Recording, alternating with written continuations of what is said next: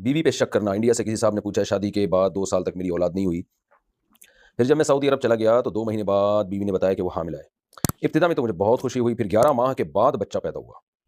میں اس کو کہتا تھا کہ یہ تو بہت تاخیر ہو گئی ہے ولادت میں، تو میری بیوی ناراض ہوتی تھی کہ آپ مجھ پر الزام لگا رہے ہیں۔ میرے پاس کوئی ثبوت بھی نہیں ہے، مجھے نہیں پتا کہ میری بیوی سچ بول رہی ہے یا جھوٹ بول رہی ہے۔ میں بہت پریشان ہوں کہ کیا کروں۔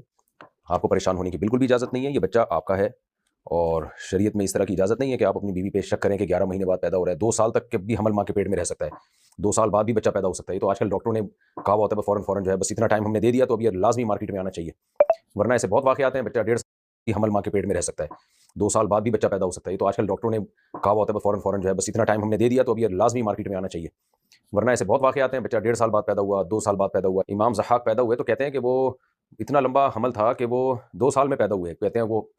تو ایسے بہت سارے واقعات ہیں کہ بچہ ماں کے پیٹ میں 2 سال تک رہا ہے۔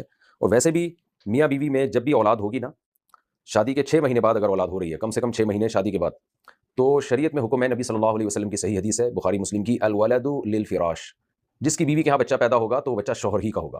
تو جب تک آپ کے پاس اتنا ٹھوس ثبوت نہ ہو کہ 4 گواہ نہ ہو جنہوں نے زنا کرتے ہوئے دیکھا ہے آپ کی بیوی کو، تو اس وقت تک آپ بیوی پہ الزام نہیں لگا سکتے۔ اور اگر 4 گواہ نہیں ہیں تو پھر لعان ہے۔ لعان کا مطلب جو 5 قسمیں اٹھائی جائیں گی، آپ بھی آپ کی بیوی بھی جو شرعی عدالت میں، تو اتنا آسان نہیں رکھا گیا اس کو۔ تو اس لیے یہ شیطان کی طرف سے وسوسے ہیں جو آپ کے دل میں آ رہے ہیں، آپ خام خام ایک عورت پہ شک کر رہے ہیں، یہ جائز نہیں ہے۔ یہ بچہ 100% آپ ہی کا ہے، آپ کو ماننا پڑے گا۔